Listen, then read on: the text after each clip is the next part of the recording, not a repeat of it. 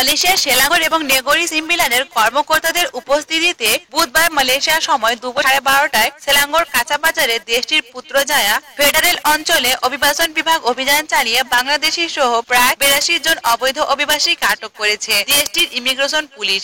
Immigration বিভাগের নতুন মহাপরিচালক ইন্দিরা খায়রুল দাজেমি দায়িত্ব গ্রহণের পর অবৈধ অভিবাসীদের আটকের এটি প্রথম অভিযান।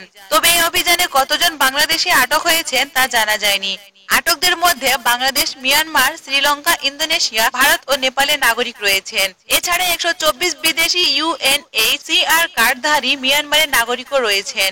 অভিযানে 270 এর বেশি বিদেশিকে পরীক্ষা করে দেখা গেছে তাদের মধ্যে 82 জন অভিবাসন চুক্তি লঙ্ঘন করেছেন। অপারেশন ইনভেস্টিগেশন অ্যান্ড প্রসিকিউশন বিভাগের পরিচালক পুত্রজায়া টিয়ান সারভানা কুমার বলেন, যারা আটক হয়েছেন তাদের বেশিরভাগই। তিনি আরো বলেন, পারমিট ছাড়া বিদেশি কর্মীদের সুরক্ষা ও নিয়োগের জন্য সন্দেহভাজন নিয়োগকর্তাদের শনাক্ত করা হবে। পরে নিয়োগকর্তার বিরুদ্ধে ইমিগ্রেশন রুলস অ্যান্ড রেগুলেশন লঙ্ঘন করে পাওয়া সব অবৈধ অভিবাসীকে ইমিগ্রেশন ডিটেনশন সেন্টারে আনা হবে।